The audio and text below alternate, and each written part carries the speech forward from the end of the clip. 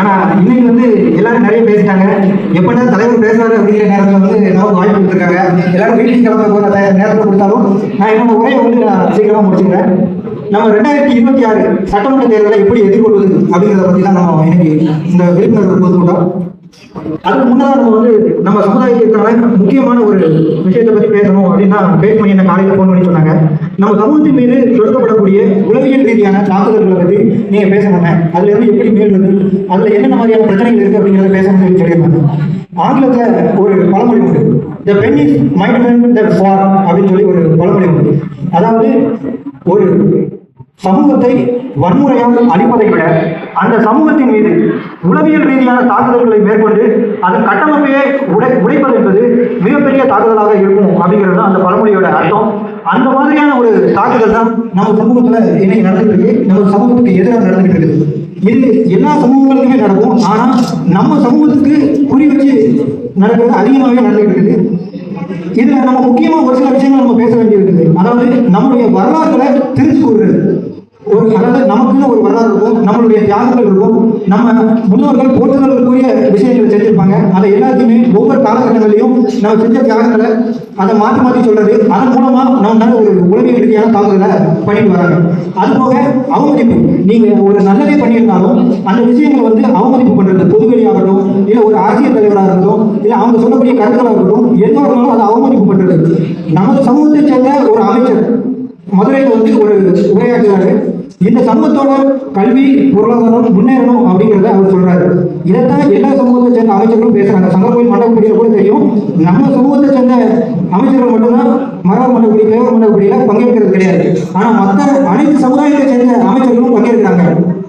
அவங்க சொல்ற கருத்துக்கள் எதிர்கருத்துக்கள் வர கிடையாது, அதை யாரும் விமர்சிக்கிறது கிடையாது. மதுரையில நம்ம சமூகத்தை சேர்ந்த ஒரு அமைச்சர் வந்து ஒரு நல்ல கருத்து தான் சொல்றாரு, இந்த சமூகம் வந்து ஒரு அதிகார நிலைக்கு வரணும் அப்படிங்கிறது. உடனே அவருக்கு எதிரான அவதூறுகளை பரப்புறது, அவர் சொன்ன வார்த்தைகளை திருச்சி அவமதிப்பு செய்யறது, அந்த மாதிரியான வேலைகளை செய்யறது. அதே மாதிரி நமது சமூகத்துக்குள்ள இருக்கிற ஒற்றுமையை சீர்குலைக்கிறது. பொதுவாகவே இந்த சமூகத்துக்குள்ள ஒற்றுமை அப்படிங்கிறது பாதி அளவு தான் இருக்குங்கிறது எல்லாத்துக்கும் தெரியும். ஆனா இருக்கிற சின்ன சின்ன பிரச்சனைகளை வெளியிலிருந்து ஒருத்தன் வந்து பெருசா ஊதி ரொம்ப சுலபமா நடந்துக்கிறது. அது நம்ம சமூகத்துக்கு எவ்வளவு மட்டும்தான் எல்லாருமே செஞ்சுக்கிட்டு இருக்காங்க. அதோட இங்க தமிழ்நாட்டுல வரலாறு பெரும்பாலும் இருக்கக்கூடிய சமூகம் தான் அது நம்ம கேரள சமூகம் தான். அதனால இவங்களுடைய வரலாறு நம்ம அழிக்க முடியாது, அழிச்சாலும் மீட்டு உருவாக்கம் பண்ணிடுவாங்க அப்படின்னு இவங்களுடைய வரலாறுக்கு நிகரா ஒரு கட்டமைக்கப்பட்ட ஒரு பிம்பத்தை உருவாக்குறது, அந்த வேலைகளையும் தொடர்ந்து ஒரு சிலர் செஞ்சுட்டு வராங்க. அப்ப இதையெல்லாம் நம்ம வந்து எப்படி தடுக்கிறது?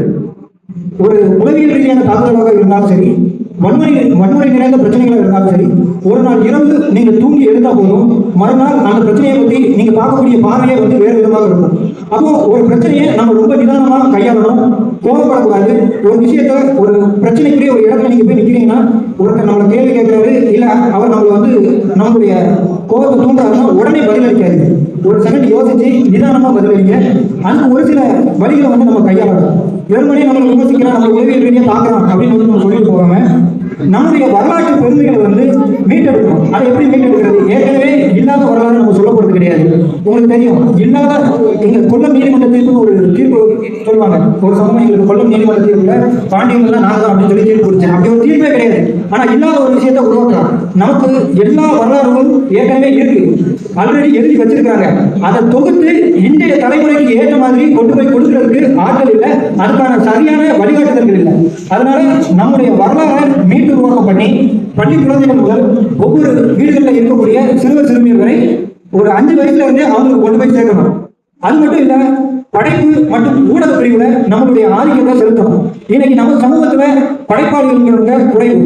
படைப்பாளிகள்னா வெறும் சினிமா தயாரிப்பாளர்கள் மற்றும் கலையை உருவாக்கம் செய்கிறவங்க மட்டும் இல்ல, எழுத்தாளர்கள், மற்ற சமூகங்கள்ல புத்தக வாசிப்பாளர்களாக இருக்கட்டும் அல்லது புத்தக ஆசிரியர்களாக இருக்கட்டும், அவங்களை விட நம்ம சமூகத்தில் ரொம்ப குறைவான ஆட்கள் தான் இருக்காங்க.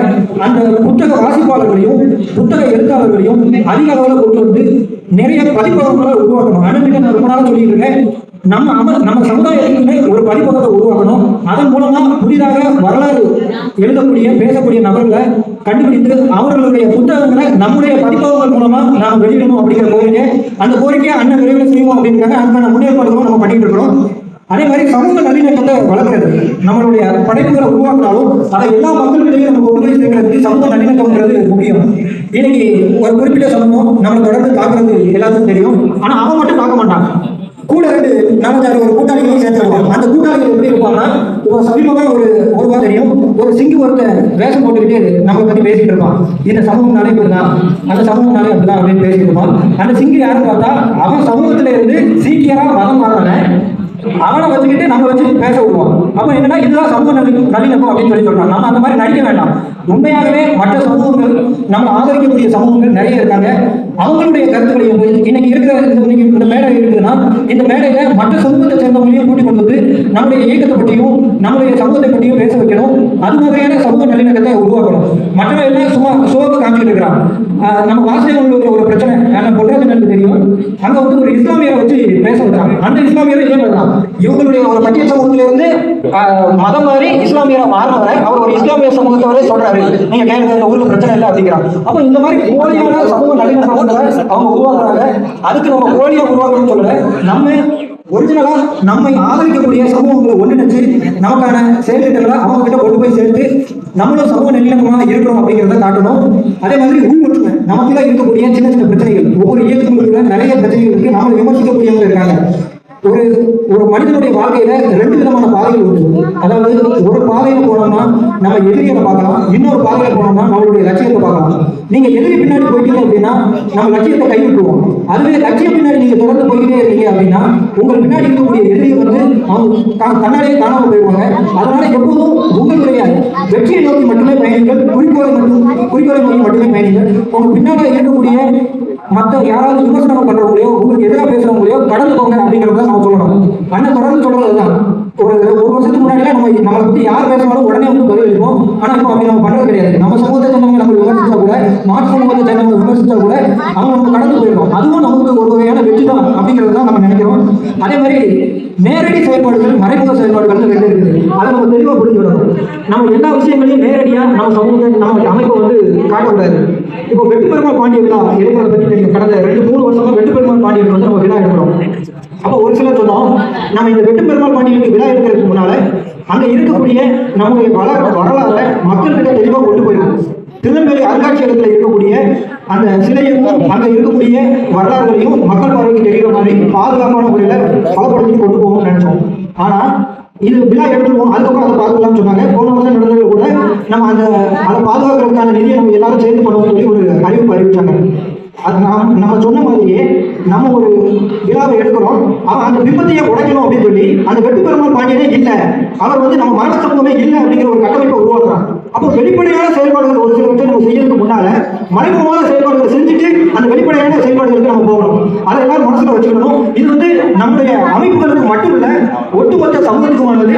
அதை இங்க இருக்கக்கூடிய நிர்வாகிகள், இப்போ இன்னைக்கு நடக்கிற விழிப்புணர்வு கூட்டம்ங்கிறது நமக்கான கூட்டம் மட்டும் இல்லை, இங்க இருக்கக்கூடிய நிர்வாகிகள் மற்றவங்கிட்ட போய் சொல்லணும். ஒவ்வொருத்தருடையும் போய் இங்க நடந்த விஷயங்களை அவங்களுக்கு புரிகிற மாதிரி, அவங்களுக்கு தெரிஞ்ச மாதிரி சொல்லக்கூடியது ஒவ்வொருத்தருடைய கடமை. அதை வந்து நம்ம கண்டிப்பான முறையில் சொல்லணும்.